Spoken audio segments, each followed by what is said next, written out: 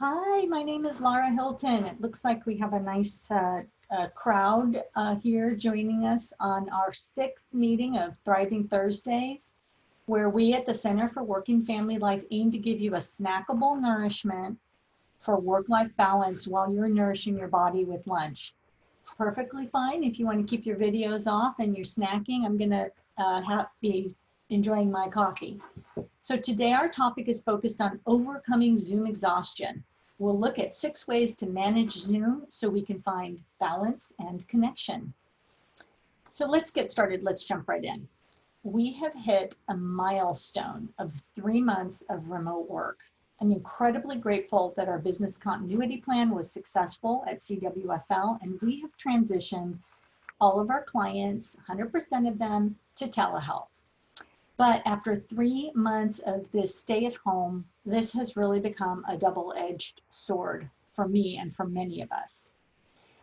Wondering about how you're doing and how many hours you're spending on Zoom, Skype, Teams, or other kinds of video telephonic platforms for your meetings. So if you would, type in the chat and let us know. I can see that few people are 1 to 2 hours, 6 hours. Wow, you've got me beat. So I see I have company. Yesterday, I spent 4 hours on Zoom calls. And so I have to say, I am making a commitment to myself to take my own medicine here. And so here's what I'm going to try to start doing today, and I suggest that you consider. I am taking these 6 very easy to apply practical tips to try to do some mindful zooming. I know that sounds hilarious. My husband was watching me create these slides a couple of days ago, and he thought, what's mindful zooming? I'm like, well, here it is, honey. He's on Zoom all the time also, probably even more than I am. So one of the first suggestions that I'm going to practice, I'd like to pass along, is the icon that has the heart. And so that is taking a few moments before clicking the start button on our Zoom meetings to settle and ground myself, ground my attention. Taking a few breaths, feeling my body on the chair, and noticing whatever is present in my mind and allowing myself to fully arrive at the moment that's at hand, at this current meeting, at this current topic. If you're feeling unsettled or preoccupied, you might place your hand on your heart in a supportive and comforting way, as if to say, I'm here for you. It's okay to feel how you feel at this moment. After you settle yourself and you start your Zoom meeting, take the time to truly greet whoever is in the room with your full attention. So that's the second icon here with the 3 people. So greeting with full attention. So offer your attention to each face that appears if the group's not too big, and give yourself a moment with each person so that they can make an impression on you, so you can take in the good. Give yourself an opportunity to feel what it feels like to be in the presence of another person. Something may pop up, you may need to email John, you may want to follow up with Susan. So if these things pop up, make a quick note, and then switch over to speaker view. That's this third suggestion. In Zoom, one can choose speaker view or gallery view, and I prefer speaker view so that one person who's speaking has more of my attention and the others are more peripheral. This seems to me more like sitting around a conference table where I can be aware that everybody is there, but my attention is directed primarily to whoever is speaking. So tracking an array of 24 or more faces on a screen can be challenging. Speaker view is my solution to that challenge. The next suggestion here is to resist multitasking.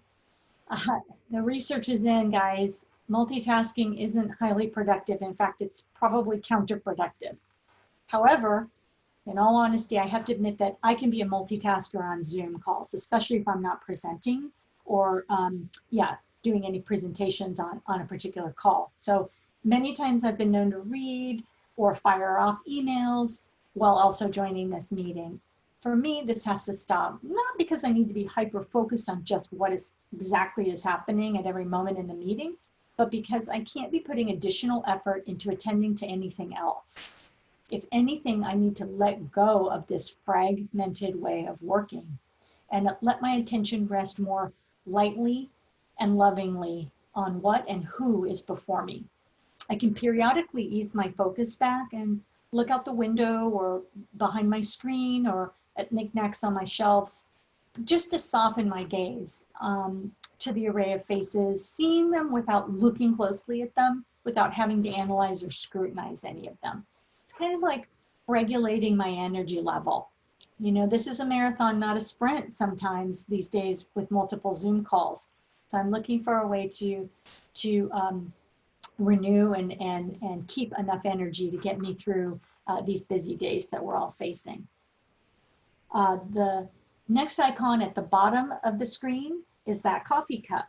So let's try to take measured breaks between sessions.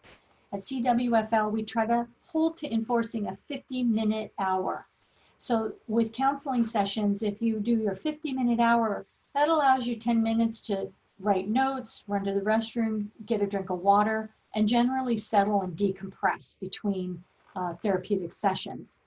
Quite often my Zoom meetings run back to back, and at various times people have bumped into each other, as they did about a week or so ago, where the folks who were on our call for the first half an hour, a few of them bumped into those who joined us for the next. And we need to take better care of our precious attention and energy. Take these refreshing pauses. So why not give that a try yourself? Finally, let's take a step back and periodically remind ourselves that this is a new place between presence and absence that we will have to learn how to accommodate as we go forward to our uncertain future. It's both better than absence, but it's not quite resonant as presence. So let's see if we can simultaneously refrain from having too high of an expectations, but also not dismissing the clear benefits of online communication. And certainly, let's not forget the benefits. We can have important meetings while only dressed appropriately from the waist up.